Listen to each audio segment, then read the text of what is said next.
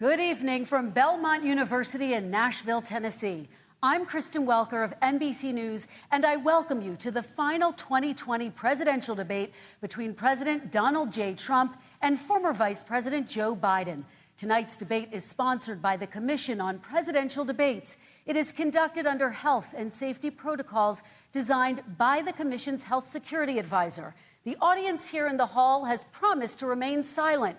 No cheers, boos, or other interruptions, except right now, as we welcome to the stage former Vice President Joe Biden and President Donald J. Trump.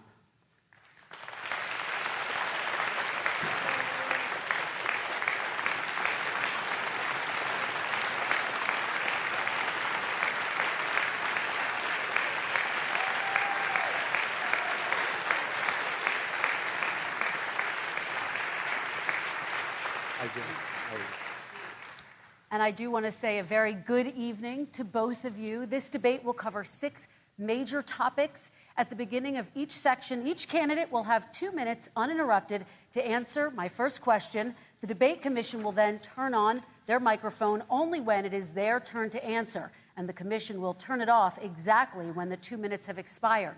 After that, both microphones will remain on, but on behalf of the voters, I'm going to ask you to please speak one at a time. The goal is for you to hear each other and for the American people to hear every word of what you both have to say.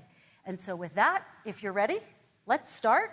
And we will begin with the fight against the coronavirus. President Trump, the first question is for you.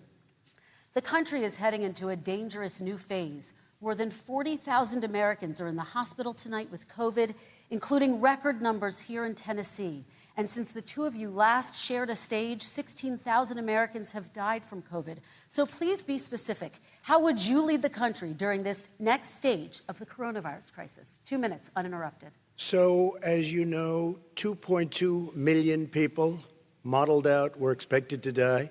We closed up the greatest economy in the world in order to fight this horrible disease that came from China. It's a worldwide pandemic. It's all over the world. You see the spikes in Europe and many other places right now. If you notice, the mortality rate is down 85%. The excess mortality rate is way down and much lower than almost any other country. And we're fighting it, and we're fighting it hard. There is a spike. There was a spike in Florida, and it's now gone. There was a very big spike in Texas. It's now gone. There was a very big spike in Arizona. It's now gone. And there are some spikes and surges in other places. They will soon be gone. We have a vaccine that's coming. It's ready. It's going to be announced within weeks, and it's going to be delivered. We have Operation Warp Speed, which is the military is going to distribute the vaccine. I can tell you from personal experience that I was in the hospital. I had it, and I got better. And I will tell you that I had something that they gave me, a therapeutic, I guess they would call it. Some people could say it was a cure. But I was in for a short period of time, and I got better very fast, or I wouldn't be here tonight. And now they say I'm immune. Whether it's 4 months or a lifetime, nobody's been able to say that, but I'm immune.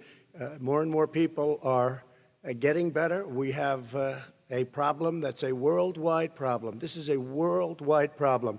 But I've been congratulated by the heads of many countries on what we've been able to do.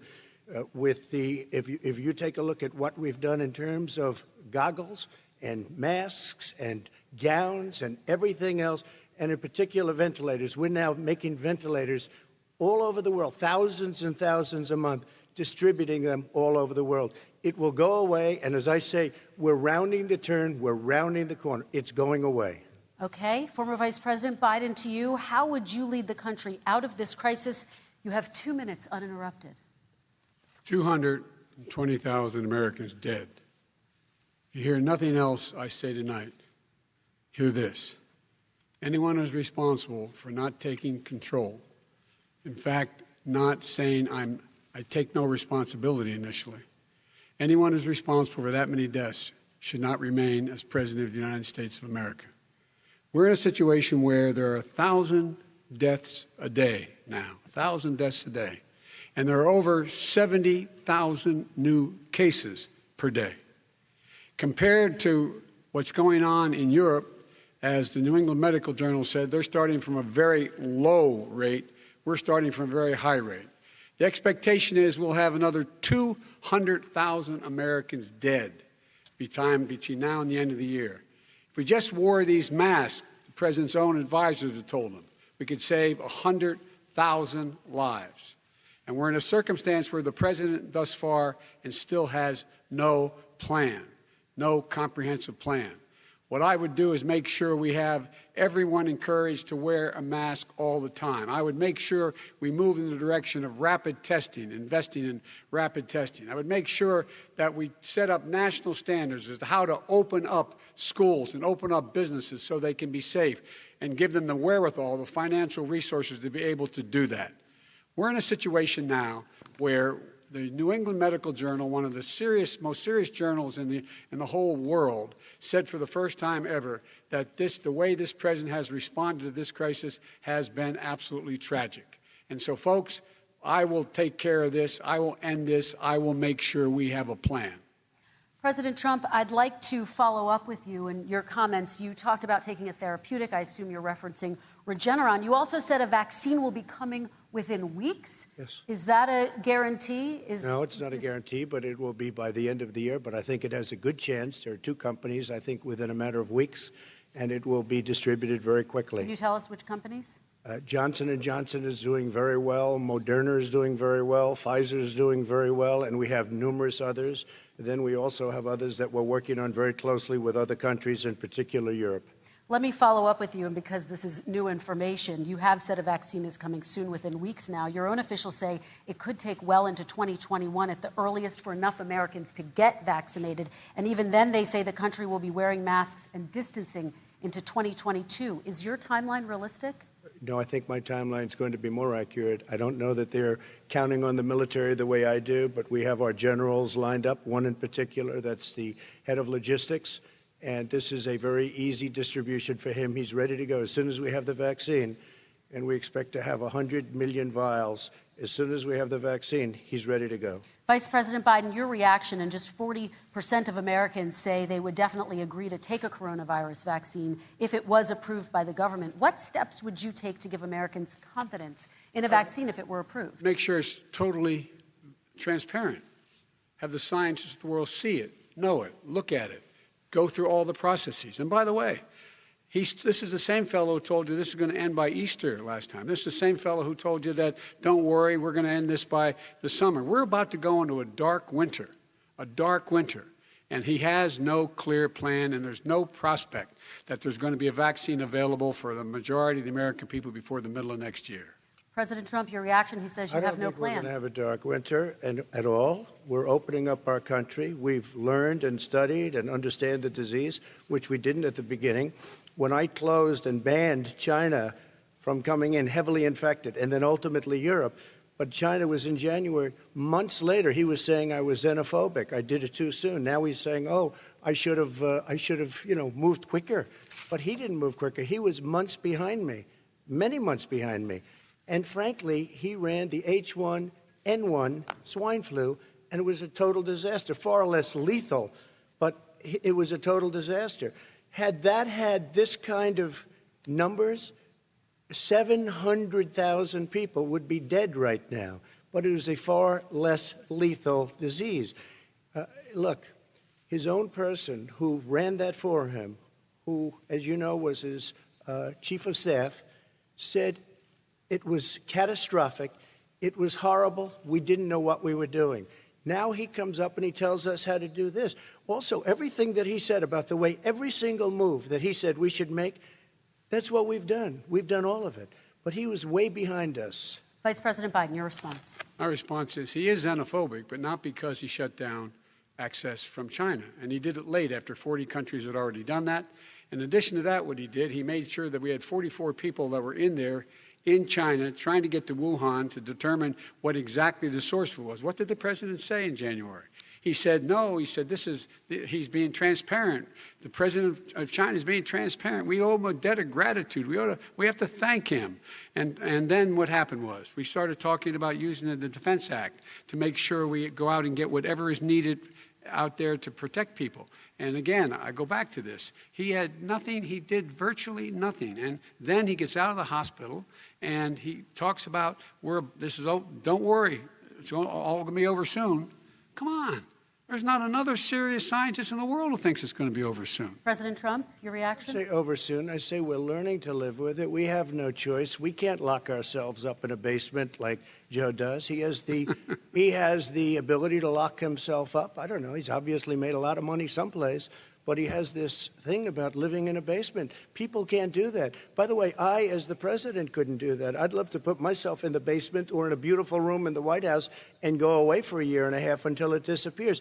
I can't do that. And Kirsten, every meeting I had, and I'd meet a lot of families, including Gold Star families and military families, every meeting I had, and I had to meet them. I had to. It would be horrible to have canceled everything. I said, this is dangerous. And you catch it. And, I caught it. I learned a lot. Great doctors, great hospitals. And now I recovered. 99.9% of young people recover. 99% of people recover. We have to recover. We can't close up our nation. We have to open our school, and we can't close up our nation, or you're not going to have a nation. And of course, the CDC has said young people can get sick with COVID-19 and can pass it. Vice President Biden, I want to talk broadly about strategy, though. Can I respond to that? 30 seconds, please, and then I have a question. No, number one, he says that we're learning to live with it. People are learning to die with it. You folks home will have an empty chair at the kitchen table this morning. That man or wife going to bed tonight and reaching over to try to touch out of habit where their wife or husband was, is gone. Learning to live with it. Come on. We're dying with it because he has never said, you said it's dangerous. When's the last time? Is it really dangerous still? Are we dangerous? You tell the people it's dangerous now? What should they do about the danger? And you say, I take no responsibility. Let me talk about your two. Excuse me, I take full responsibility. It's not my fault that he came here. It's China's fault. And you know what? It's not Joe's fault that he came here either. It's China's fault. They kept it from going into the rest of China for the most part, but they didn't keep it from coming out to the world, including Europe and ourselves. Vice President Biden. The fact is that when we knew it was coming, when it hit, what happened? What did the president say? He said, don't worry, it's going to go away. Be gone by Easter. Don't worry. The warm weather. Don't worry. Maybe inject bleach. He said he was kidding when he said that, but a lot of people thought it was serious. A whole range of things the president has said. Even today, he thinks we are in control. We're about to lose 200,000 more people. President Trump. Look, perhaps just to finish this, I was kidding on that, but just to finish this, when I closed, he said I shouldn't have closed. And that went on for months. Nancy Pelosi said the same thing. She was dancing on the streets in Chinatown in San Francisco. But when I closed, he said, this is a terrible thing. You're xenophobic. I think he called me racist even. And because I was closing it to China. Now he says I should have closed it earlier. Joe, it doesn't work. I didn't say either of those things. You certainly did. You certainly did. I talked about his xenophobia in a different context. It wasn't about closing the border to Chinese coming to the United States. All right, I want to talk about both of your different strategies to handling He thought this. I shouldn't have closed the border. Well, that's obvious. Do you want to respond to that quickly, Vice President Biden? Okay. Let's talk about your different strategies toward dealing with this. Mr. Vice President, you suggested you would support new shutdowns if scientists recommended it. What do you say to Americans who are fearful that the cost of shutdowns, the impact on the economy, the higher rates of hunger, depression, domestic and substance abuse outweighs the risk of exposure to the virus? What I would say is I'm going to shut down the virus, not the country. It's his ineptitude that caused the country to have to shut down in large part. Why businesses have gone under, why schools are closed, why so many people have lost their living, and why they're concerned. Those other concerns are real. That's why he should have been, instead of in a sand trap in his golf course, he should have been negotiating with Nancy Pelosi and the rest of the Democrats and Republicans about what to do about the acts they were passing for billions of dollars to make sure people had the capacity. But you haven't ruled out more shutdowns. Well, no, I'm not shutting down the neighbor, but there are, look, you need standards. The standard is if you have a reproduction rate in a community that's above a certain level, everybody says, slow up, more social distancing, do not open bars and do not open gymnasiums, do not open until you get this under control. under more control. But when you do open, give the people the capacity to be able to open and have the capacity to do it safely. For example, schools. Schools, they need a lot of money to open. They need to deal with ventilation systems. They need to deal with smaller classes, more teachers, more pods. And he's refused to support that money, or at least up to now. Let's talk about schools. President Trump, I think we have to respond, if I might. Please, and then I have a follow-up. Thank you, and I appreciate that. Look, all he does is talk about shutdowns, but forget about him. His Democrat governors, Cuomo in New York, you look at what's going on in California, you look at Pennsylvania, North Carolina, Democrats all, they're shut down so tight, and they're dying. They're dying. And he supports all these people. All he talks about is shutdowns. No, we're not going to shut down, and we have to open our schools. And it's like, as an example, I have a young son. He also tested positive. By the time I spoke to the doctor the second time, he was fine. It just went away. Young people, I guess it's their immune system. Let me follow up with you, President Trump. You've demanded schools open in person and insist they can do it safely. But just yesterday, Boston became the latest city to move its public school system entirely online after a coronavirus spike. What is your message to parents who worry that sending their children to school will endanger not only their kids, but also their teachers and families? I want to open the schools. The transmittal rate to the teachers is very small, but I want to open the schools. We have to open our country. We're not going to have a country. You can't do this. We can't keep this country closed. This is a massive country with a massive economy. People are losing their jobs. They're committing suicide. There's depression, alcohol, drugs at a level that nobody's ever seen before. There's abuse, tremendous abuse. We have to open our country. You know, I've said it often. The cure cannot be worse than the problem itself. And that's what's happening. And he wants to close down. He'll close down the country if one person in our massive bureaucracy says we should close it down. Vice President Biden, your response. Simply not true. We ought to be able to walk and chew gum at the same time. We ought to be able to safely open, but they need resources to open. You need to be able to, for example, if you're going to open a business, have social distancing within the business. You need to have, if you have a restaurant, you need to have plexiglass dividers so people cannot infect one another. You need to be in a position where you can take testing rapidly and know whether a person is, in fact, infected. You need to be able to trace. You need to be able to provide all the resources that are needed to do this. And that is not inconsistent with saying that we're going to make sure that we can open safely. And by the way, all you teachers out there, not that many of you are going to die, so don't worry about it. Come on. President Trump, let me follow up with you quickly. By the way, I will say this. If you go and look at what's happened to New York, it's a ghost town. It's a ghost town. And when you talk about plexiglass, these are restaurants that are dying. These are businesses with no money. Putting up plexiglass is unbelievably expensive, and it's not the answer. I mean, you're going to sit there in a cubicle wrapped around with plastic. These are businesses that are dying, Joe. You can't do that to people. You just can't. Take a look at New York and what's happened to my wonderful city for so many years. I loved it. It was vibrant. It's dying. Everyone's leaving New York. Take a look at what New York has done in terms of turning the curve down in terms of the number of people dying. And I don't look at this in terms of the way he does. Blue states and red states. They're all the United States. And look at the states that are having such a spike in the coronavirus. They're the red states. They're the states in the Midwest. They're the states in the upper Midwest. That's where the spike is occurring significantly.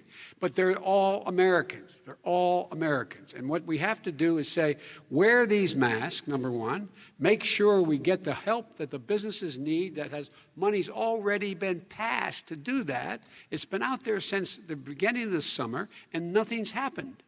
President, New York has lost more than 40,000 people, 11,000 people in nursing homes. President Trump, what when you say spike, take a look at what's happening in Pennsylvania, where they've had it closed. Take a look at what's happening with your friend in Michigan, where her husband's the only one allowed to do anything. It's been like a prison. Now it was just ruled unconstitutional. Take a look at North Carolina. They're having spikes, and they've been closed. And they're getting killed financially. We can't let that happen, Joe. You can't let that happen. We have to open up.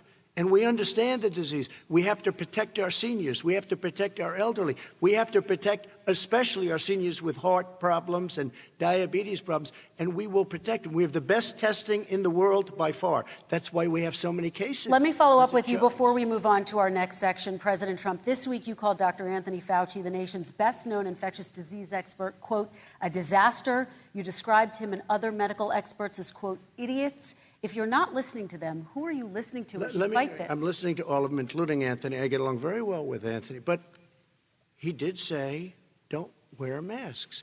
He did say, as you know, this is not going to be a problem. I think he's a Democrat, but that's okay. He said, this is not going to be a problem. We are not going to have a problem at all. When Joe says that, I said, Anthony Fauci said, and others, and many others, and I'm not knocking him a lot. Nobody knew. Look, nobody knew what this thing was. Nobody knew where it was coming from, what it was. We've learned a lot. But Anthony said, don't wear masks. Now he wants to wear masks. Anthony also said, if you look back, exact words, here's his exact words. This is no problem. This is going to go away soon. So he's allowed to make mistakes. He happens to be a good person. Vice President Biden, your response quickly, and then we're going to move on to the next section. My response is that think about what the president knew in January and didn't tell the American people. He was told this was a serious virus that spread in the air, and it was much worse than the flu. He went on record and said to one of your colleagues, recorded, that in fact he knew how dangerous it was, but he didn't want to tell us. He didn't want to tell us because he didn't want us to panic. He didn't want us. Americans don't panic. He panicked. But guess what? In the meantime, we find out in the New York Times the other day that, in fact, his folks went to Wall Street and said this is a really dangerous thing. And a memo out of that meeting, not from his administration, but from some of the brokers, said sell short because we got to get moving. It's a dangerous problem. Well, this is I'm going to give you 30 seconds to respond, and then we're going to move on. I don't know. Somebody went to Wall Street. You're the one that takes all the money from Wall Street. I don't take it. You have raised a lot of money, tremendous amounts of money. And every time you raise money, deals are made, Joe. I could raise so much more money. As president and as somebody that knows most of those people, I could call the heads of Wall Street, the heads of every company in America. I would blow away every record, but I don't want to do that because it puts me in a bad position. And then you bring up Wall Street. You shouldn't be bringing up Wall Street because you're the one that takes the money from Wall Street, not me. I could blow away your records that, like you wouldn't believe. We don't need money. We have plenty of money. In fact, we beat Hillary Clinton with a tiny fraction of the money that she was able to. All right, gentlemen, we're going to move on. Don't tell me about Wall Street. Average contribution, $43. All right, we're going to move on to our next section, which is national security. And I do want to start with the security of our elections and some breaking news from overnight. Just last night, top intelligence officials confirmed again that both Russia and Iran are working to influence this election. Both countries have obtained U.S. voter registration information, these officials say, and Iran sent intimidating messages to Florida voters. This question goes to you, Mr. Vice President. What would you do to put an end to this threat? You have 2 minutes uninterrupted. I made it clear, and I ask everyone else to take the pledge. I made it clear that any country, no matter who it is, that interferes in American elections will pay a price. They will pay a price. And it's been overwhelmingly clear this election, I won't even get into the last one, this election, that Russia has been involved, China has been involved to some degree, and now we learn that Iran is involved. They will pay a price if I'm elected. They're interfering with American sovereignty. That's what's going on right now. They're interfering with American sovereignty. And to the best of my knowledge, I don't think the president said anything to Putin about it. I don't think he's talking to them a lot. I don't think he said a word. I don't know why he hadn't said a word to Putin about it. And I don't know what he has recently said, if anything, to the Iranians. My guess is he'd probably be more outspoken with regard to the Iranians. But the point is this, folks. We are in a situation where we have foreign countries trying to interfere in the outcome of our election. His own national security advisor told him that what is happening with his buddy, I will. His buddy, Rudy Giuliani, he's being used as a Russian pawn. He's being fed information that is Russian, that is not true. And then what happens? Nothing happens. And then you find out that everything that's going on here about Russia is wanting to make sure that I do not get elected the next president of the United States because they know I know them and they know me. I don't understand why this president is unwilling to take on Putin when he's actually paying bounties to kill American soldiers in Afghanistan, when he's engaged in activities that are trying to destabilize all of NATO. I don't know why he doesn't do it, but it's worth asking the question, why isn't that being done? Any country that interferes with us will, in fact, pay a price because they're affecting our sovereignty. President Trump, same question to you. Let me ask the question. You're going to have 2 minutes to respond. For 2 elections in a row now, there has been substantial interference from foreign adversaries. What would you do in your next term to put an end to this? 2 minutes uninterrupted. Well, let me respond to the first part, as Joe answered. Joe got $3.5 million from Russia, and it came through Putin because he was very friendly with the former mayor of Moscow, and it was the mayor of Moscow's wife. And you got $3.5 million. Your family got $3.5 million, and you know, someday you're going to have to explain, why did you get 3.5? I never got any money from Russia. I don't get money from Russia. Now, about your thing last night, I knew all about that. And through John Ratcliffe, who is fantastic, DNI, he said, the one thing that's common to both of them, they both want you to lose, because there has been nobody tougher to Russia. Between the sanctions, nobody tougher than me on Russia. Between the sanctions, between all of what I've done with NATO, you know, I've got the NATO countries to put up an extra $130 billion, going to $420 billion a year. That's to guard against Russia. I sold, while he was selling pillows and sheets, I sold tank busters to Ukraine. There has been nobody tougher on Russia than Donald Trump.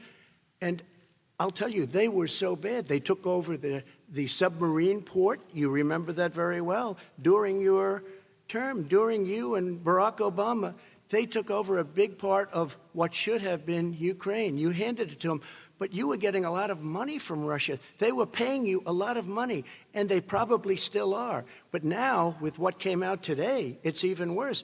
All of the emails, the horrible emails of the kind of money that you were raking in, you and your family. And, Joe, you were vice president when some of this was happening, and it should have never happened. And I think you owe an explanation to the American people. Why is it? Somebody just had a news conference a little while ago who was essentially supposed to work with you and your family, but what he said was damning. And regardless of me, I think you have to clean it up and talk to the American people. Maybe you can do it right now. Vice President Biden, you may respond. 30 seconds. And then I do want to follow up on the election security. I have not taken a penny from any foreign source ever in my life. We learned that this president paid 50 times the tax in China, has a secret bank account with China, does business in China, and in fact is talking about me taking money. I have not taken a single penny from any country whatsoever, ever. Number one. Number two, this is a president, I have released all of my tax returns, 22 years. Go look at them. 22 years of my tax return. You have not released a single solitary year of your tax return. What are you hiding? Why are you unwilling? The foreign countries are paying you a lot.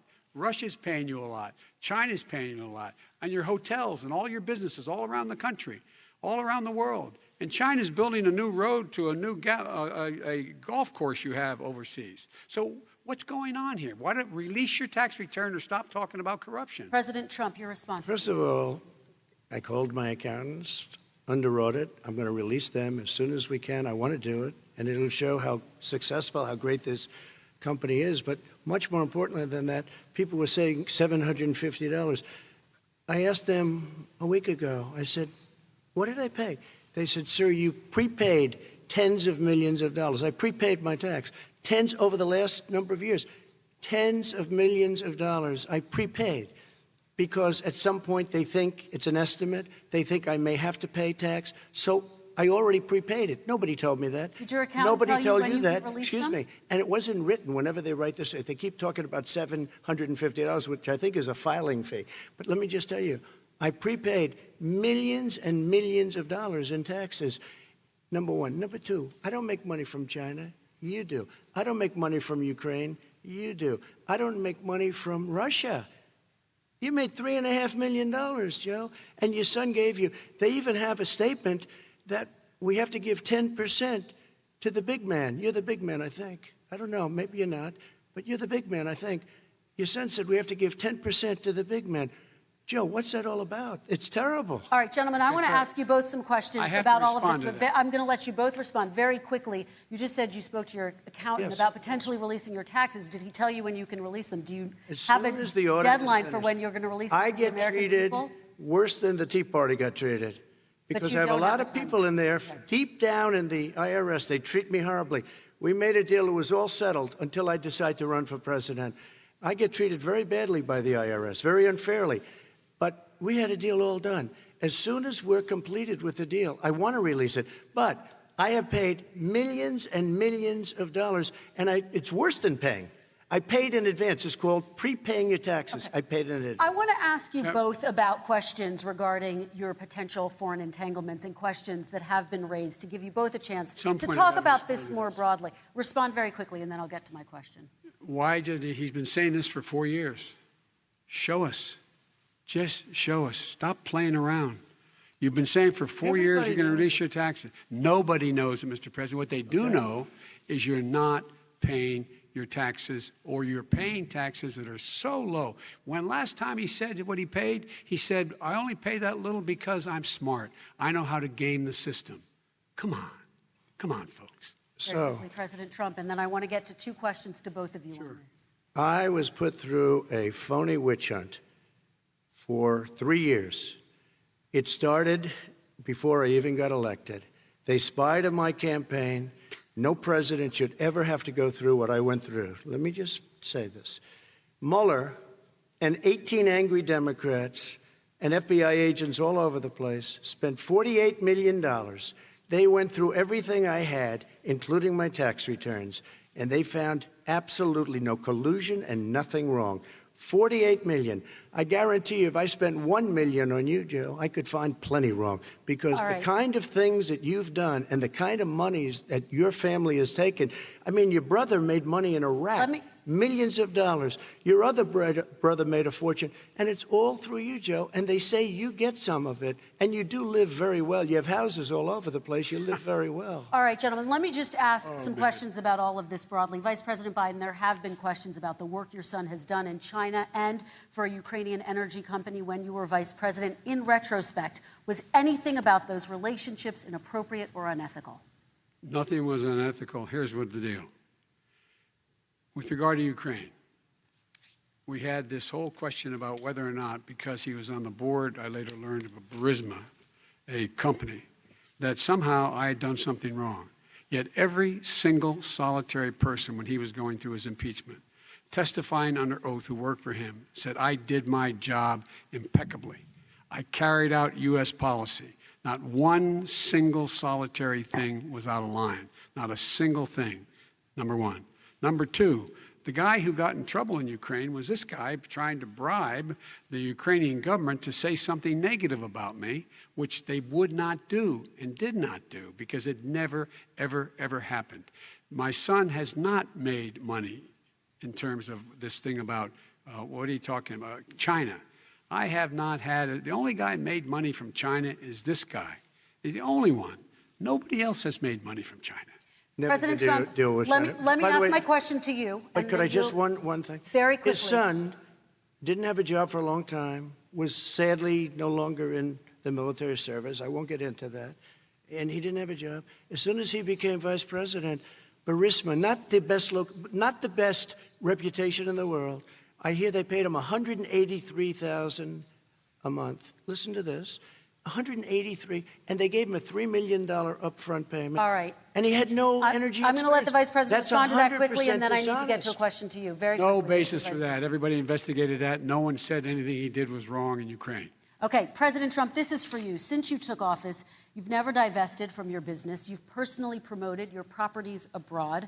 A report this week, which was referenced, does indicate that your company has a bank account in China. So how can voters know that you don't have any foreign conflicts of interest? I have many bank accounts, and they're all listed, and they're all over the place. I mean, I was a businessman doing business. The bank account you're referring to, which is everybody knows about it, it's listed. The bank account was in 2013. That's when it was. It was opened it was closed in 2015, I believe. And then I decided, because I was thinking about doing a deal in China like millions of other people. I was thinking about it, and I decided I'm not going to do it. Didn't like it. I decided not to do it. Had an account open, and I closed it. Okay. Excuse me. And then, unlike him, where he's vice president and he does business, I then decided to run for president after that. That was before. So I closed it before I even ran for president, let alone became president. Big difference. He is the vice president of the United States, and his son, his brother, and his other brother are getting rich. They're like a vacuum cleaner. They're sucking up money every President Trump, place he thank you. goes. We do Not need to true. move on. I do want to ask you, Vice President Biden, about China. Let's talk about China more broadly. Of course, President Trump has said that they should pay for not being fully transparent in regards to the coronavirus. If you were president, would you make China pay? And please be specific. What would that look like? What I'd make China do is play by the international rules, not like he has done.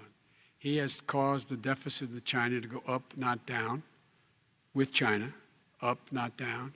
We are making sure that in order to do business in China, you have to give all your intellectual property. You have to have a partner in China. It's 51%. We would not do that at all, number one. Number two, we're in a situation where China would have to play by the rules internationally as well. When I met with Xi, when I was still vice president, he said we're setting up air identification zones in the South China Sea. You can't fly through them. I said we're going to fly through them. We just flew B-52, B-1 bombers through it. We're not going to pay attention. They have to play by the rules. And what's he do?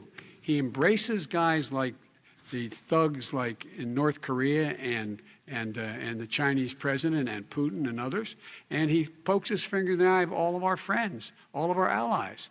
We make up we're 25% of the world's economy. We need to be having the rest of our friends with us saying to China, these are the rules. You play by them or you're going to pay the price for not paying by them economically.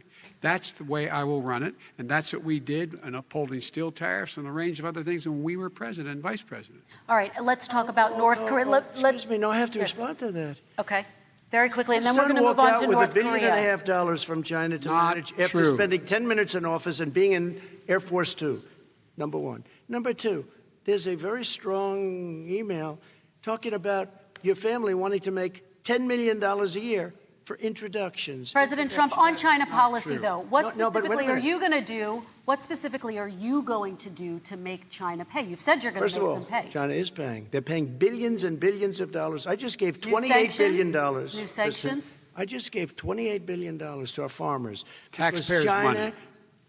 It's what? Taxpayers' money. Didn't No, come no, from yeah, China. you know who the taxpayer is. It's called China. China paid true. $28 billion, and you know what they did to pay it, Joe? They devalued their currency, and they also paid up. And you know who got the money? Our farmers, our great farmers, because they were targeted. You never charged them anything. Also, I charged them 25% on dumped steel because they were killing our steel industry. We were not going to have a steel industry. Okay. And now we have a steel Okay, industry. Vice President Biden, your response, please. Our response is, look, this isn't about, there's a reason why he's bringing up all this malarkey. There's a reason for it. He doesn't want to talk about the substantive issues. It's not about his family and my family. It's about your family. And your family's hurting badly. If you're making if you're a middle-class family, you're getting hurt badly right now.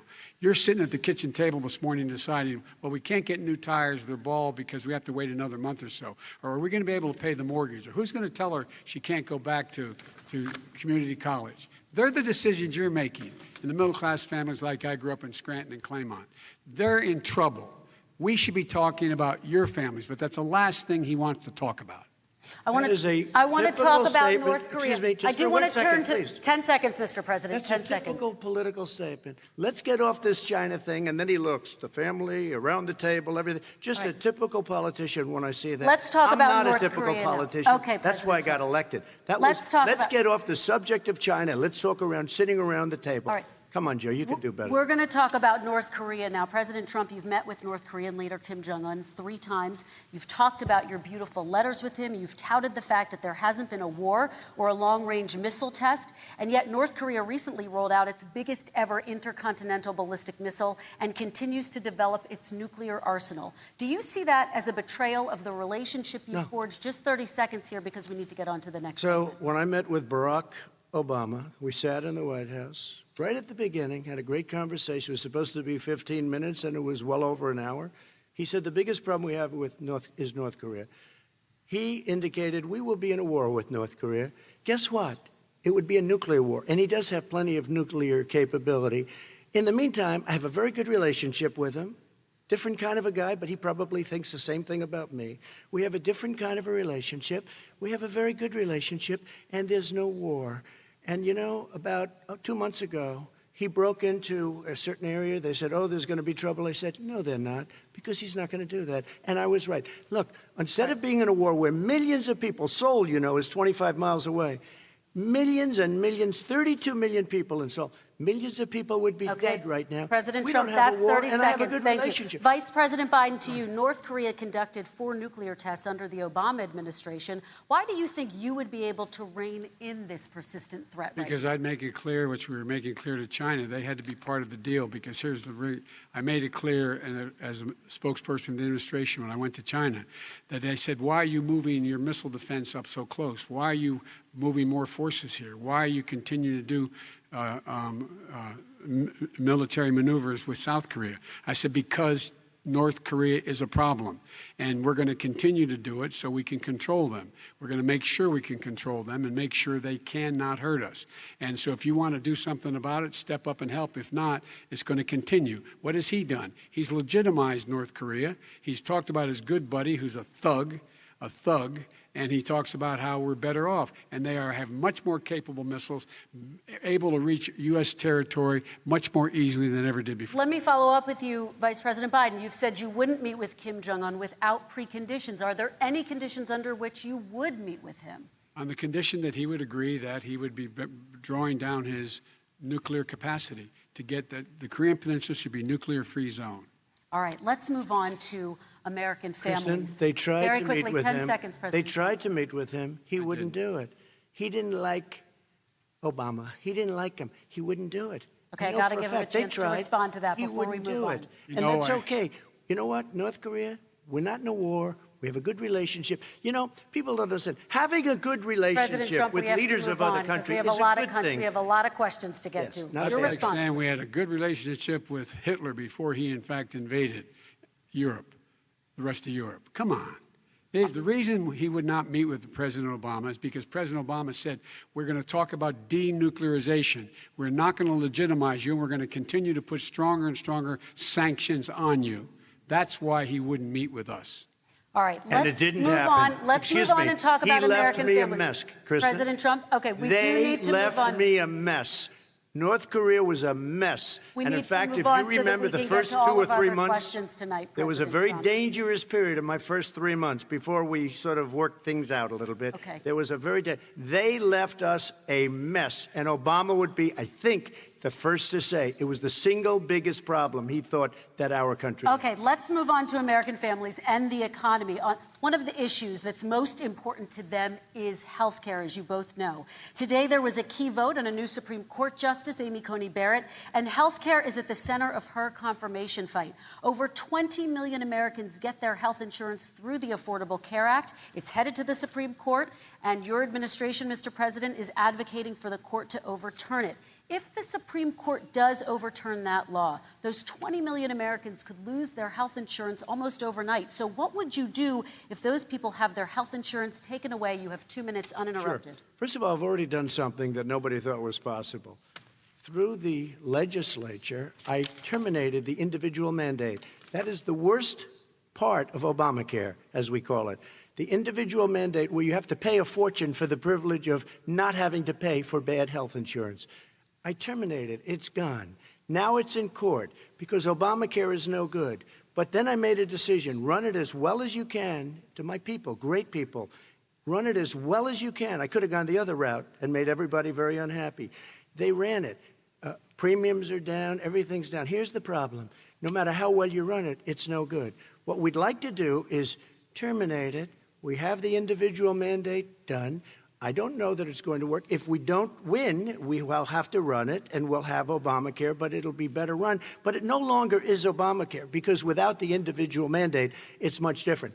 Pre-existing conditions will always stay. What I would like to do is a much better health care, much better, will always protect people with pre-existing. So I'd like to terminate Obamacare, come up with a brand new, beautiful health care. The Democrats will do it because there'll be tremendous pressure on them, and we might even have the House by that time, and I think we're going to win the House, okay? You'll see, but I think we're going to win the House. But come up with a better health care, always protecting people with pre-existing conditions. And one thing very important, we have 180 million people out there that have great private health care. Far more than we're talking about with Obamacare. Joe Biden is going to terminate all of those policies. These are people that love their health care, people that have been successful, middle-income people, been successful. They have 180 million plans, 180 million people, families. Under what he wants to do, which will basically be socialized medicine, he won't even have a choice, they want to terminate 180 million plans. We have done an incredible job on health care, and we're going to do even better. Okay, Vice President Biden, yes, this is for you. Your health care plan calls for building on Obamacare. So my question is, what is your plan if the law is ruled unconstitutional by the Supreme Court? You have 2 minutes uninterrupted. What I'm going to do is pass Obamacare with a public option. It'll become Biden care. The public option is an option that says that if you, in fact, do not have the wherewithal to be, if you qualify for Medicaid and you do not have the wherewithal in your state to get Medicaid, you automatically are enrolled, providing competition for insurance companies. That's what's going to happen. Secondly, we're going to make sure we reduce the premiums and reduce drug prices by making sure that there's competition that doesn't exist now by allowing the Medicare to negotiate drug prices with the insurance companies. Thirdly, the idea that I want to eliminate private insurance, the reason why I had such a fight with 20 candidates for the nomination was I support private insurance. That's why not one single person with private insurance would lose their insurance under my plan, nor did they under Obamacare. They did not lose their insurance unless they chose they wanted to go to something else. Lastly, we're going to make sure we're in a situation that we actually protect pre-existing. There's no way he can protect pre-existing conditions. None, zero. You can't do it in the ether. He's been talking about this for a long time. He's never come up with a plan. I guess we're going to get the pre-existing condition plan the same time we get the infrastructure plan that we've been waiting since 17, 18, 19, and 20. The fact, I still have a few more minutes. I know you're getting anxious. The fact is that he's already cost the American people, because of his terrible handling of the COVID virus and the economic spillover, 10 million people have lost their private insurance. And he wants to take away 22 million more people who have it under Obamacare, and over 110 million people with pre-existing conditions. And all the people from COVID are going to have pre-existing conditions. What are they going to do? I have a follow-up for you, Vice President Biden. It relates to something that President Trump said. He's accusing you of wanting socialized medicine. What do you say to people who have concerns that your health care plan, which includes a government insurance option, takes the country one step closer to a health care system run entirely by the government? What's your response to them? I say it's ridiculous. It's like saying that, the idea that the fact that there's a public option that people can choose, that makes it a socialist plan. Look, the difference between the president, I think health care is not a privilege, it's a right. Everyone should have the right to have affordable health care. And I am very proud of my plan. It's gotten endorsed by all the major labor unions, as well as a whole range of other people who, in fact, are concerned in the medical field. This is something that's going to save people's lives, and this is going to give some people an opportunity to have health care for their children. How many of you home are worried and rolling around in bed tonight wondering what in God's name you're going to do if you get sick because you've lost your home insurance, your health insurance your company's gone under? We have to provide health insurance for people at an affordable rate, and that's what I do. President Trump, Excuse me, he was your there response. for 47 years. He didn't do it. He was now there as vice president for 8 years, and it's not like it was 25 years ago. It was 3 3/4. It was just a little while ago, right? Less than 4 years ago. He didn't do anything. He didn't do it. He wants socialized medicine, and it's not that he wants it. His vice president, I mean, she is more liberal than Bernie Sanders and wants it even more. Bernie Sanders wants it. The Democrats want it. You're going to have socialized medicine, just like you went with fracking. We're not going to have fracking. We're going to stop fracking. We're going to stop fracking. Then he goes to Pennsylvania after he gets a nomination, where he got very lucky to get it. And he goes to Pennsylvania and he says, oh, we're going to have fracking. And you never asked that question. And by the way, so far, I respect very much the way you're handling this, I have to say. By the way. But somebody should ask the question. You can ask he goes for a year. There will be no fracking. There will be no petroleum. We have a number of topics we're going to get to. That's a big question. We're going to get to. We're going to get to. It's the same thing with socialized medicine. I have to respond. Vice President, your response, please. My response is people deserve to have affordable health care, period. Period, period, period. And the Biden care proposal will, in fact, provide for that affordable health care, lower premiums. What we're going to do is going to cost some money. It's going to cost over $750 billion over 10 years to do it. And they're going to have lower premiums. You can buy into the better plans, the cheaper plans, lower your premiums, deal with unexpected billing, and have your drug prices drop significantly. He keeps talking about it. He hasn't done a thing for anybody on health care. Not a thing. Kristen, when Very he quickly, says, then I want to talk when about he what's says happening on public Capitol option, Hill. he's talking about socialized medicine and health care. When he talks about a public option, he's talking about destroying your Medicare, totally destroyed, and destroying your Social Security. And this whole country will come down. You know, Bernie Sanders tried it in his state. He tried it in his state. His governor was a very liberal governor. They want to make it work. Okay, let's let Vice President Biden respond. It doesn't Vice work. President He's Biden, a very your confused response. guy. He thinks he's running against somebody else. He's running against Joe Biden.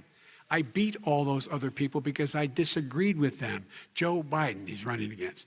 And the idea that we're in a situation that they're going to destroy Medicare, this is the guy that the actuary at Medicare said, if in fact, at Social Security, if in fact he continues to withhold his plan to withhold the tax on Social Security will be bankrupt by 2023 with no way to make up for it.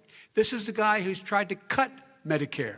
So I mean, the idea that Donald Trump is lecturing me on Social Security and Medicare? Come on. He tried to get rid of, he tried to hurt Social Security years ago. Years ago. Go back and look at the records. He tried to hurt Social Security years ago. All right, let's move on. I'm going to move on. Mr. President, I have to move on to the next question. They said the stock market will boom if I'm elected. If he's elected, the stock market will crash. Okay, let's move on to the next question very quickly. Look, the idea that the stock market is booming is his only measure of what's happening. Where I come from in Scranton and Claymont, the people don't live off of the stock market. Just in the last three years during this crisis, the billionaires in this country made, according to the Wall Street, $700 billion more dollars. $700 billion more dollars. Because that's his only measure. What happens to the ordinary people out there? What happens to them? Let's talk about what's happening on Capitol Hill. We're going to move on. 401ks are through the roof. We're going to move on. Stock are through the roof. All right. And he doesn't come from Scranton. That's like he lived there for a short period of time before he even knew it. We're going to move on to the next question. And the people of Pennsylvania Let me will move show on you to my that. next question, They gentlemen. understand. As of tonight, more than 12 million people are out of work. And as of tonight, 8 million more Americans have fallen into poverty, and more families are going hungry every day. Those hit hardest are women and people of color. They see Washington fighting over a relief bill. Mr. President, why haven't you been able to get them the help they need? 30 seconds here. Because Nancy Pelosi doesn't want to approve it. I do. But you're the president. I do, but I still have to get. Unfortunately, that's one of the reasons I think we're going to take over the House, because of her. Nancy Pelosi doesn't want to approve anything because she'd love to have some victories on a date called November 3rd.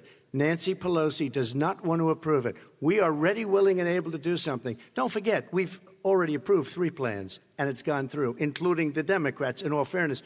This one she doesn't want. It's near the election because she thinks it helps her politically. I think it hurts her politically. All right, Mr. Vice President. The Republican leader in the United States Senate said he can't pass it.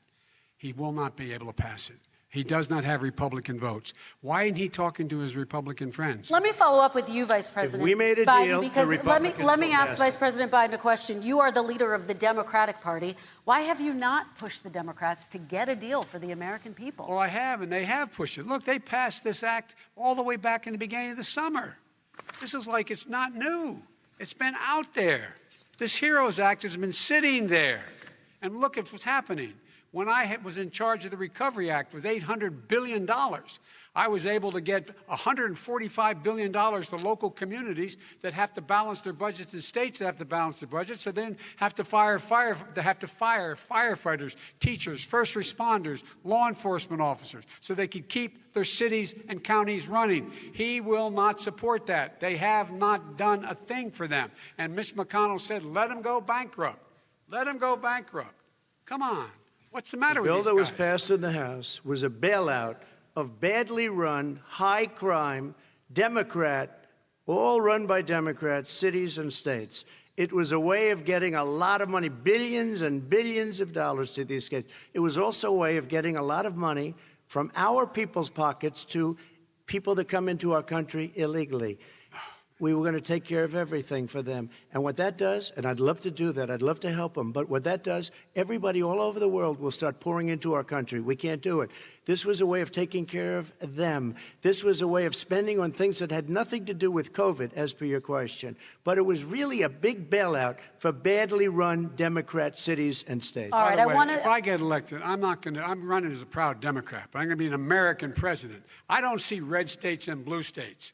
What I see is American, United States. And folks, every single state out there finds themselves in trouble. They're going to start laying off, whether they're red or blue, cops, firefighters, first responders, teachers, because they have to balance their budget. And the founders were smart. They allowed the federal government to deficit spend to compensate for the United States of America. I want to talk about the minimum wage, gentlemen. Mr. Vice President, we are talking a lot about struggling small businesses and business owners these days.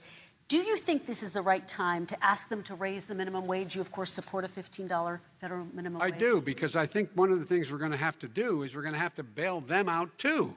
We should be bailing them out now, those small businesses. You got 1 in 6 of them going under.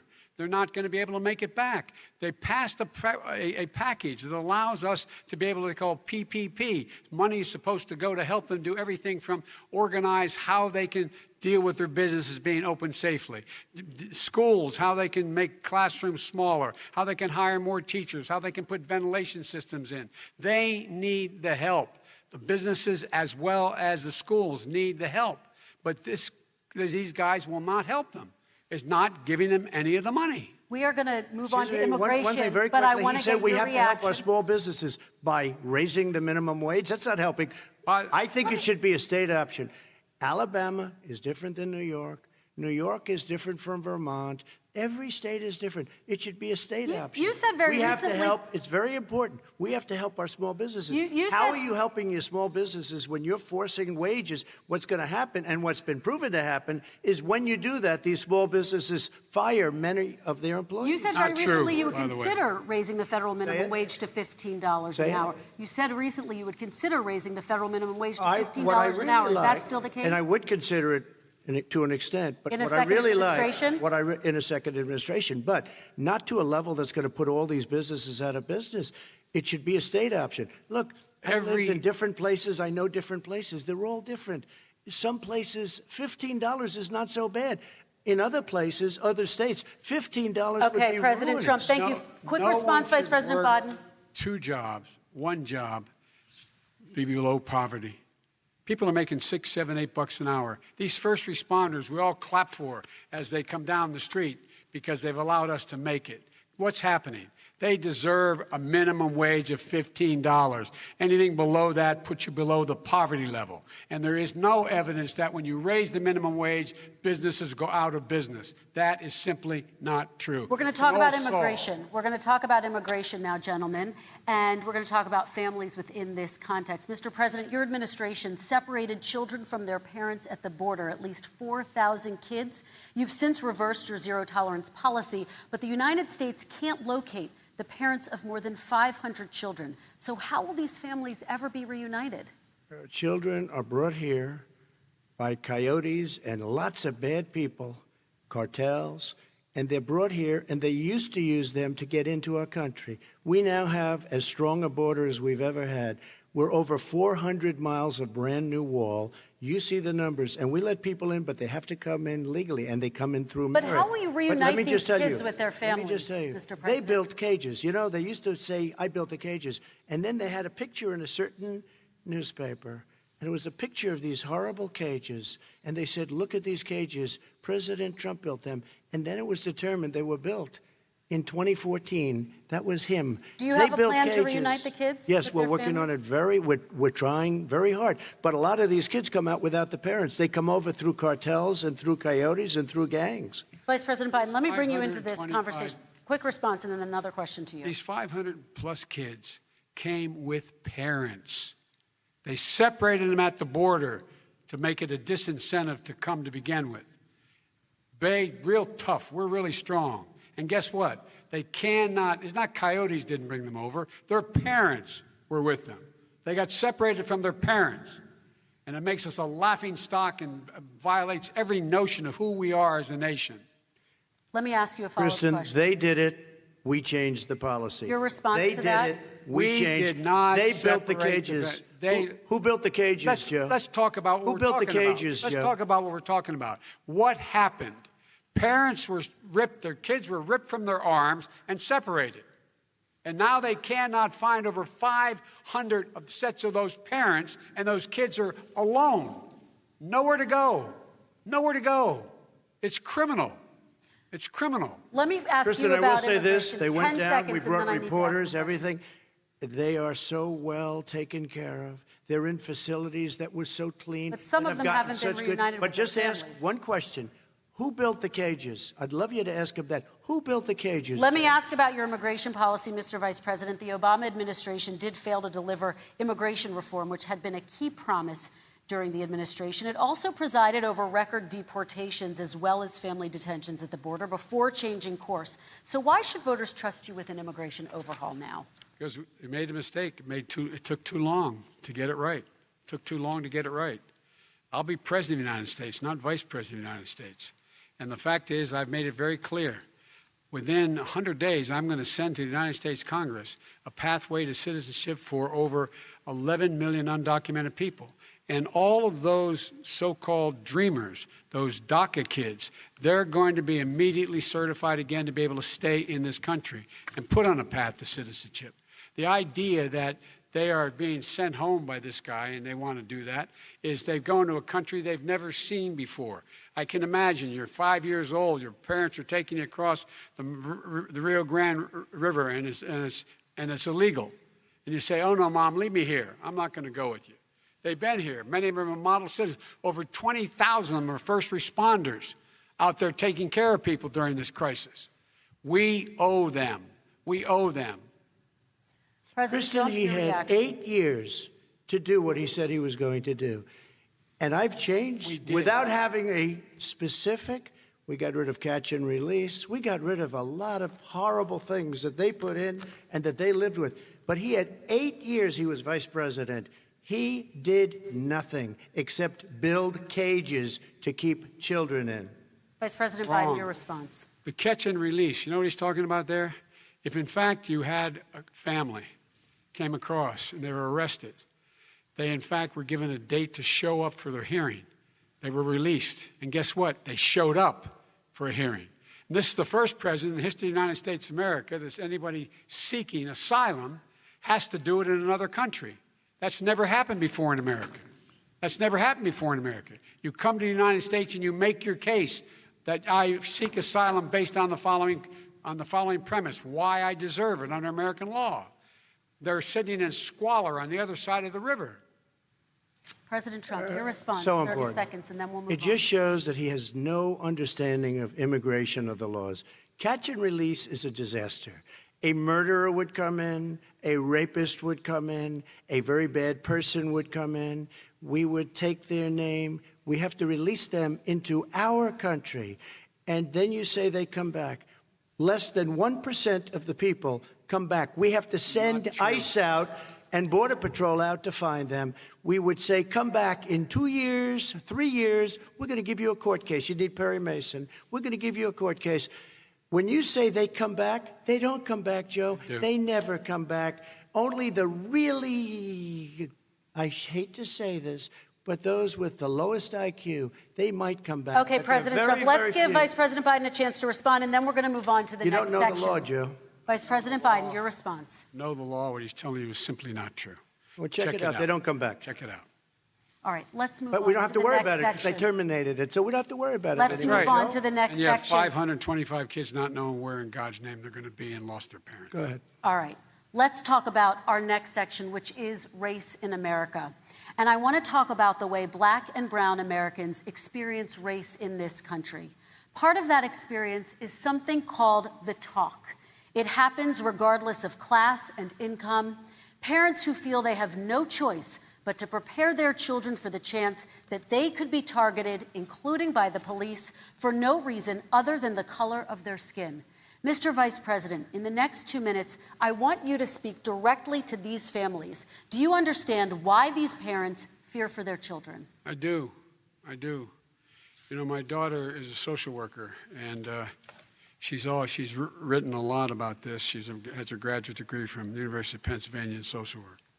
And, you know, one of the reasons why I ended up working on the east side of Wilmington, Delaware, which is 90% African American, was to learn more about what was going on. I never had to tell my daughter, if she's pulled over, make sure she puts, for a traffic stop, put both hands on top of the wheel and don't reach for the glove box because someone may shoot you. But a black parent, no matter how wealthy or how poor they are, has to teach their child, when you're walking down the street, don't have a hoodie on when you go across the street. Making sure that you, in fact, if you get pulled over, yes, yes, sir, no, sir, hands on top of the wheel, because you are, in fact, the victim, whether you're a person making child of a $300,000 a year person or someone who's on food stamps. The fact of the matter is there is institutional racism in America. And we have always said, we've never lived up to it, that we hold these truths to be self-evident. All men and women are created equal. Well, guess what? We have never, ever lived up to it, but we've always constantly been moving the needle further and further to inclusion, not exclusion. This is the first president to come along and says, that's the end of that. We're not going to do that anymore. We have to provide for economic opportunity, better education, better health care, better access to schooling, better access to opportunity to borrow money to start businesses. All the things we can do, and I've laid out a clear plan as to how to do those things, just to give people a shot. It's about accumulating the ability to have wealth as well as it is to be free from violence. President Trump, same question to you, and let me remind you of the question. I would like you to speak directly to these families. Do you understand why these parents fear for their children? Yes, I do.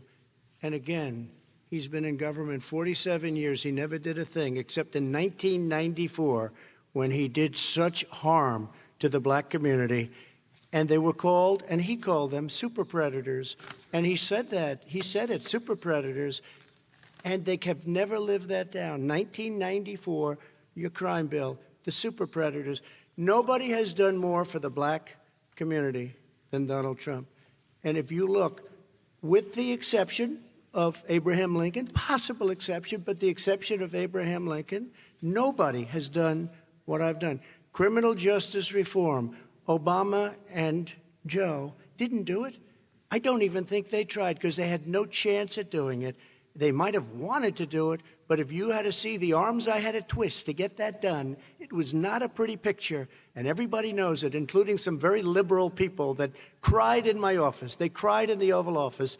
2 weeks later, they're out saying, gee, we have to defeat him. Criminal justice reform, prison reform, opportunity zones with Tim Scott, a great senator from South Carolina. He came in with this incredible idea for opportunity zones. It's one of the most successful programs. People don't talk about it. Tremendous investment is being made. Biggest beneficiary, the black and Hispanic communities, and then historically black colleges and universities.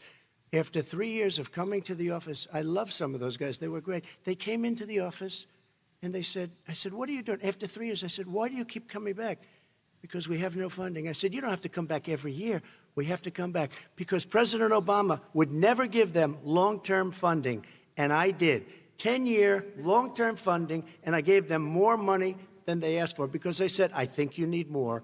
And I said, the only bad part about this is I may never see you again because I got very friendly with them, and they like me and I like them. But I saved historically black colleges and universities. Okay, and we're going to talk about both of your records, but your response to that, Vice President? My response to that is I never, ever said what he accused me of saying.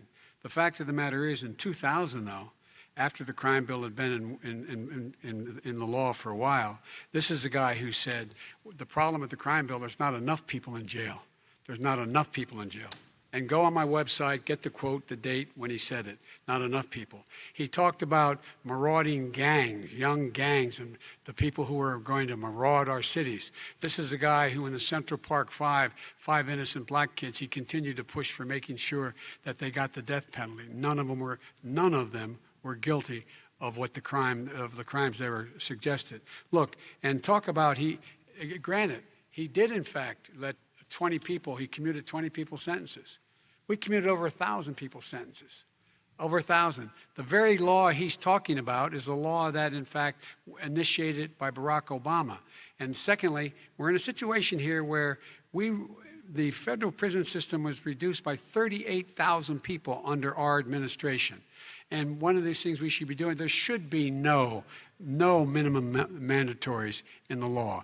That's why I'm offering $20 billion to states to change their state laws to eliminate minimum mandatories and set up drug courts. No one should be going to jail because they have a drug problem. They should be going to rehabilitation, not to jail. We should fundamentally change the system, and that's what I'm going to do. But why didn't he do it 4 years ago? Why didn't you do that 4 years ago, even less than that? Why didn't you do it? You were vice president. You keep talking about all these things you're going to do, and you're going to do this. But you were there just a short time ago, and you guys did nothing. We did. You know, Joe, I ran because of you. I ran because of Barack Obama, because you did a poor job. If I thought you did a good job, I would have never run. I would have never run. I ran because of you. I'm looking at you now. You're a politician. I ran because of you. All right, Vice President Biden, your response to that, and then I do have some questions for both of you. Well, I tell you what, I hope he does look at me, because what's happening here is, you know who I am, you know who he is, you know his character, you know my character, you know our reputations for honor and telling the truth. I am anxious to have this race. I am anxious to see this take place. The character of the country is on the ballot. Our character is on the ballot. Look at us closely. Let me ask some follow-up. Please respond, and then we're going to have follow-up questions. If this stuff is true about Russia, Ukraine, China, other countries, Iraq, if this is true, then he's a corrupt politician. All right. So don't give me the stuff about how you're this innocent baby. Joe, they're calling you a corrupt politician. Nobody. President Trump, I want to stay on the issue of race. We're talking about the issue. Laptop from hell. President Trump, we're talking about race right now, and I do want to stay on the issue of race. President Trump, I have to respond to that. Please, because look, very quickly. There are 50 former national intelligence folks who said that what he's accusing me of is a Russian plant. They have said that this has all the five former heads of the CIA, both parties, say what he's saying is a bunch of garbage. Nobody believes it except his and his good friend Rudy Giuliani. You mean the laptop is now another Russia hoax? That's exactly what. Is this that's where you're exactly going? what. This is where he's going. The laptop is Russia, Gentlemen, Russia. I want to stay on the issue of race. You have to be kidding. Here we go again with Russia. We're going to continue on the issue of race. Mr. President, you've described the Black Lives Matter movement as a symbol of hate. You've shared a video of a man chanting white power to millions of your supporters. You've said that black professional athletes exercising their First Amendment rights should be fired. What do you say to Americans who say that kind of language from a president is contributing to a climate of hate and racial strife? Well, you have to understand, the first time I ever heard of Black Lives Matter, they were chanting pigs in a blanket, talking about police. Pigs, talking about our police. Pigs in a blanket, fry them like bacon. I said, that's a horrible thing. And they were marching down the street. And that was my first glimpse of Black Lives Matter. I thought it was a terrible thing. As far as my relationships with all people, I think I have great relationships with all people. I am the least racist person in this room. Well, what do you say to Americans who are concerned by that rhetoric? I don't know. I mean, I don't know videos? what to say. I got criminal justice reform done and prison reform and opportunity zones. I took care of black colleges and universities. I don't know what to say. They can say anything. I mean, they can say anything. It makes me sad because I am the least racist person. I can't even see the audience because it's so dark. But I don't care who's in the audience. I'm the least racist person in this room. Okay. Vice President Biden, let me ask you very quickly, and then I have a follow-up question for you. Abraham Lincoln here is one of the most racist presidents we've had in modern history. He pours fuel on every single racist fire. Every single one. Started off his campaign coming down the escalator saying he's going to get rid of those Mexican rapists. He's banned Muslims because they're Muslims. He has moved around and made everything worse across the board. He says about the poor boys, last time we were on stage here, he said, I told them to stand down and stand ready. Come on. This guy has a dog whistle about as big as a foghorn. President Trump, I'm going to give you 10 seconds to respond, and then I have a follow-up question. You made a reference to Abraham Lincoln. Where did that come in? I mean, you said you're Abraham Lincoln. No, where did that? No. You said, I said not since Abraham Lincoln has anybody done what I've done for the black community. And I'm saying, I didn't say I'm Abraham Lincoln. I said not since Abraham Lincoln has anybody done what I've done for the black community. Now, you have done nothing other than the crime bill, which put oh, God. Tens of thousands of black men, mostly, in jail. All right, let me let me ask remember Vice it President because Biden if you look a at what's question. happening with the voting right now, Let me ask they Vice remember President that Biden you treated them about very, very badly. Just take a look at what's happening out there. Vice President Biden, let me give you a chance to respond within this context. Crime bills that you supported in the 80s and 90s contributed to the incarceration of tens of thousands of young black men who had small amounts of drugs in their possession. They are sons, they are brothers, they're fathers, they're uncles, whose families are still to this day, some of them suffering the consequences. So speak to those families. Why should they vote for you? One of the things is that in the 80s, we passed 100%, all 100 senators voted for it, a bill on drugs and how to deal with drugs. It was a mistake. I've been trying to change the sense, and particularly the portion on cocaine. That's why I've been arguing that, in fact, we should not send anyone to jail for a pure drug offense. They should be going into treatment across the board. That's what we should be spending money on. That's why I set up drug courts, which were never funded by our Republican friends. They should not be going to jail for a drug or an alcohol problem. They should be going into treatment. That's what we've been trying to do. That's what I'm going to get done because I think the American people have now seen that, in fact, it was a mistake to pass those laws relating to drug. But they were not in the crime bill. But why didn't he get it done? See, it's all talk, no action with these politicians. Why didn't he get it done? That's what I'm going to do when I become president. You were vice president along with Obama as your president, your leader, for 8 years. Why didn't you get it done? You had 8 years to get it done. Now you're saying you're going to get it done because you're all talk and no action, Jim. We got a lot of it done. We released 38,000. We got 38,000 prisoners left from the. You got nothing done. 38,000 prisoners were released from federal prison. There were over 1,000 people who were given clemency.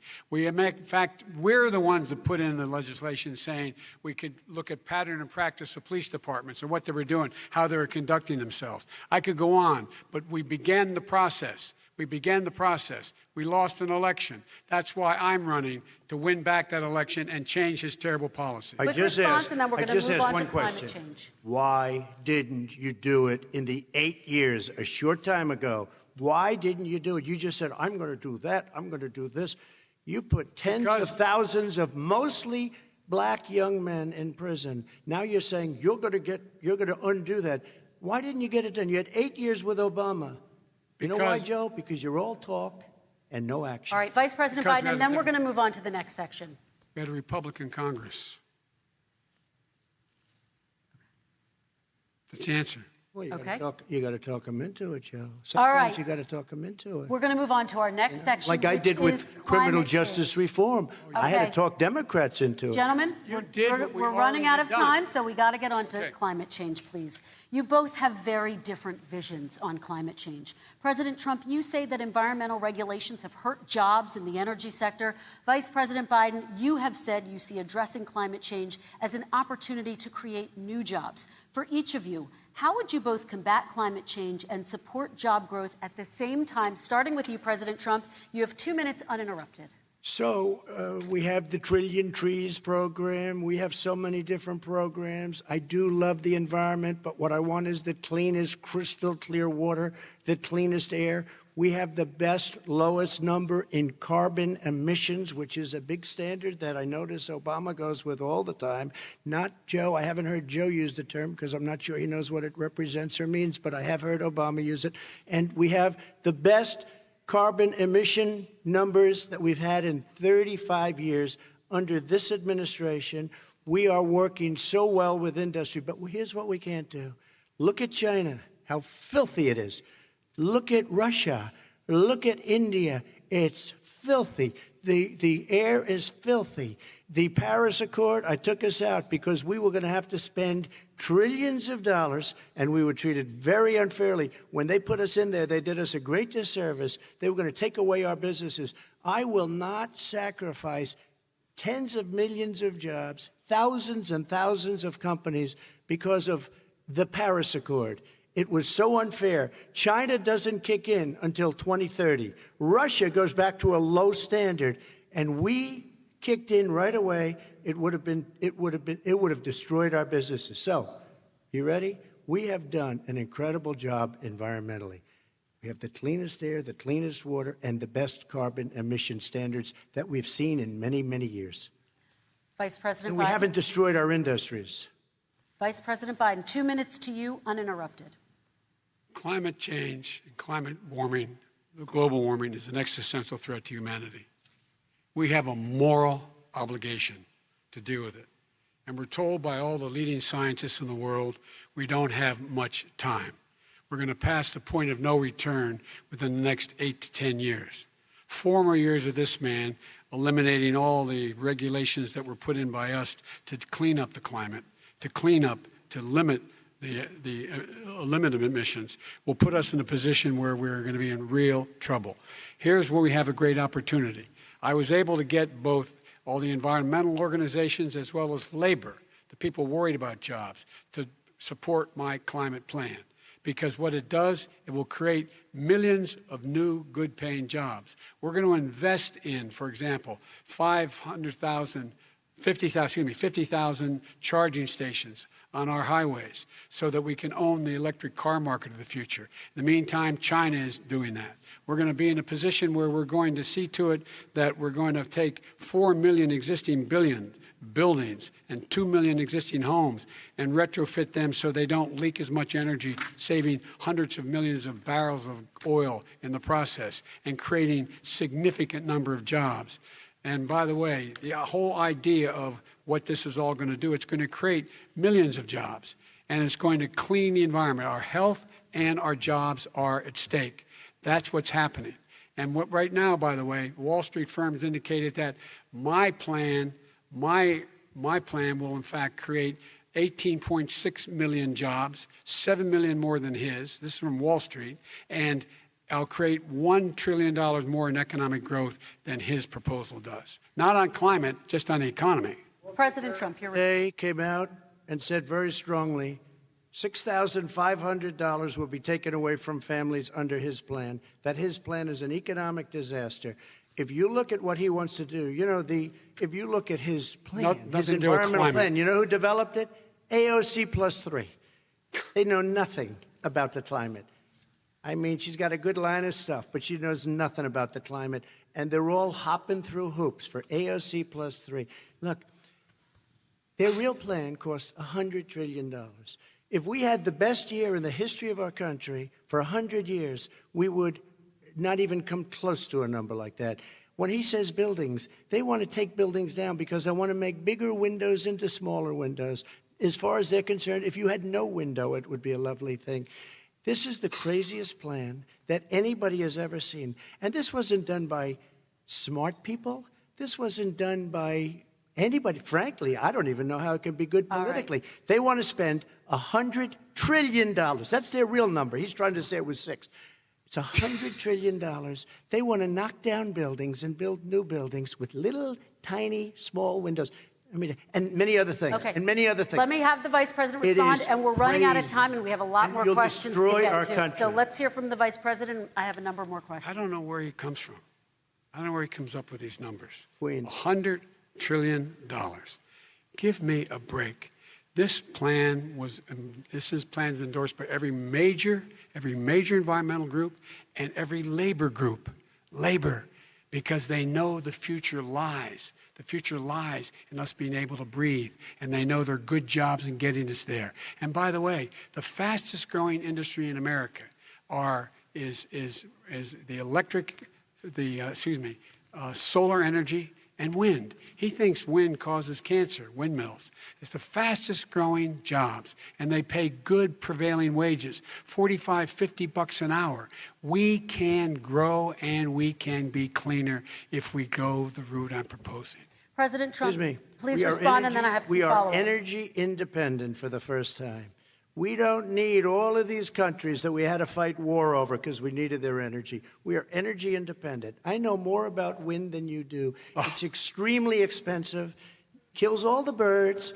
It's very intermittent. It's got a lot of problems, and they happen to make the windmills in both Germany and China. And the fumes coming up, if you're a believer in carbon emission, the fumes coming up to make these massive windmills is more than anything that we're talking about with natural gas, which is very clean. One other thing. Find me a scientist said that. I love solar, but solar doesn't quite have it yet. It's not powerful yet to really run our big, beautiful factories that we need to compete with the world. So false. It's all a pipe dream. But you know what we'll do? We're going to have the greatest economy in the world. But if you want to kill the economy, get rid of your oil industry. You want, and what about fracking? All right, let me allow Vice President Biden to respond. I never said I oppose fracking. You said it on tape. I did. Show the tape. Put it on your website. I'll put it on. Put it on the website. The fact of the matter is he's flat lying. Would you rule out banning fracking? I do rule out banning fracking because the answer, we need other industries to transition to get to ultimately a complete zero emissions by 2025. What I will do with fracking over time is make sure that we can capture the emissions from the fracking, capture the emissions from gas. We can do that, and we can do that by investing money in doing it. But it's a transition to that. I have one more question in this pod, and then we have... He was against fracking. He said it. I will show that to you tomorrow. I am against fracking. Until he got the nomination, went to Pennsylvania, then he said, but you know what, Pennsylvania? He'll be against it very soon because his party is totally against it. Fracking on federal land, I said. No fracking or oil on federal land. Let me ask this final question in this section, and then I want to move on to our final section. President Trump, people of color are much more likely to live near oil refineries and chemical plants. In Texas, there are families who worry the plants near them are making them sick. Your administration has rolled back regulations on these kinds of facilities. Why should these families give you another 4 years in office? The families that we're talking about are employed heavily, and they're making a lot of money, more money than they've ever made. If you look at the kind of numbers that we produce for Hispanic, for Black, for Asian, it's 9 times greater, the percentage gain, than it was in 3 years, than it was under 8 years of the 2 of them, to put it nicely. 9 times more. Now, somebody lives, I have not heard the numbers or the statistics that you're saying, but they're making a tremendous amount of money economically. We saved it, and I saved it again a number of months ago when oil was crashing because of the pandemic. We saved it. We got, say what you want about relationship, we got Saudi Arabia, Mexico, and Russia to cut back, way back. We saved our oil industry, and now it's very vibrant again. And everybody has very inexpensive gasoline. Remember Vice President Biden, your response, and then we're going to have a final question for both of you. My response is that those people live on what they call fence lines. He doesn't understand this. They live near chemical plants that, in fact, pollute, chemical plants and oil plants and refineries that pollute. I used to live near that when I was growing up in Claymont, Delaware. And all the more oil refineries in Marcus Hook and the Delaware River than there is any place, including in Houston at the time. When my mom get in the car and when there was first frost to drive me to school, turn in the windshield wiper, there'd be oil slick in the window.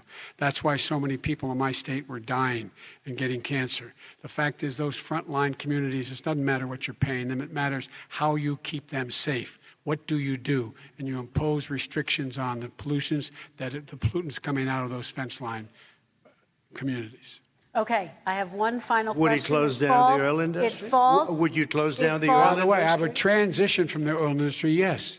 Oh, I would that's transition. a big statement. It is a big statement. That's a because big statement. I would stop. Why would you do that? Because the oil industry pollutes significantly. Oh, I see. Here's the deal. But That's you a can't big do statement. that. Well, if you let me finish the statement, because it has to be replaced by renewable energy over time. And I'd stop giving to the oil industry, I'd stop giving them federal subsidies. He won't give federal subsidies to the solar and wind. Yeah. Why are we giving it to oil industry? We actually do give right. it to solar and wind. We and have that's one maybe the final biggest question. statement in terms of business. That's the biggest statement. Okay. Because We have basically one what he's final saying question, is he is Mr. going to President. destroy the oil industry. Will you remember that, Texas? Will you Okay. remember that, Pennsylvania, Oklahoma? Vice President Biden, let me give you 10 seconds to respond, and then Ohio. I have to get to the final question. Vice President Biden. He takes everything out of context, but the point is, look, we have to move toward a net zero emissions. The first place to do that by the year 2035 is in energy production, by 2050 totally. All right. One Is he final gonna get question China to to both do of it? you. No, we're finished with Is this. he We going have to to get move on China to to our do it? final question. We have to I'm move going on to to our rejoin final Paris question. Accord and make China abide by what they agreed to. All right, That'll this cost you is $1 about trillion. leadership, gentlemen. And this first question does go to you, President Trump. Imagine this is your inauguration day. What will you say in your address to Americans who did not vote for you? You'll each have 1 minute, starting with you, Mr. We have to make our country totally successful as it was prior to the plague coming in from China. Now we're rebuilding it, and we're doing record numbers, 11.4 million jobs in a short period of time, et cetera. But I will tell you, go back. Before the plague came in, just before, I was getting calls from people that were not normally people that would call me. They wanted to get together. We had the best black unemployment numbers in the history of our country. Hispanic, women, Asian, people with diplomas, with no diplomas, MIT graduates, #1 in the class. Everybody had the best numbers. And you know what? The other side wanted to get together. They wanted to unify. Success is going to bring us together. We are on the road to success, but I'm cutting taxes, and he wants to raise everybody's taxes, and he wants to put new regulations on everything. He will kill it. If he gets in, you will have a depression, the likes of which you've never seen. Your 401ks will go to hell, and it'll be a very, very sad day for this country. All right. Vice President Biden, same question to you. What will you say during your inaugural address to Americans who did not vote for you? I will say, I'm an American president. I represent all of you, whether you voted for me or against me. And I'm going to make sure that you're represented. I'm going to give you hope. We're going to move. We're going to choose science over fiction. We're going to choose hope over fear. We're going to choose to move forward because we have enormous opportunities to make things better. We can grow this economy. We can deal with the systemic racism. And at the same time, we can make sure that our economy is being run and moved and motivated by clean energy, creating millions of new jobs. And that's the fact. That's what we're going to do. And I'm going to say, as I said at the beginning, what is on the ballot here is the character of this country: decency, honor, respect, treating people with dignity, making sure that everyone has an even chance. And I'm going to make sure you get that. You haven't been getting it the last 4 years. All right. I want to thank you both for a very robust hour and a half, a fantastic debate. Really appreciate it. President Trump, former Vice President Joe Biden, thank you to Belmont University for hosting us tonight. And most importantly, thank you to those watching tonight. Election Day is November 3rd. Don't forget to vote. Thank you, everyone, and have a great night. Thank you.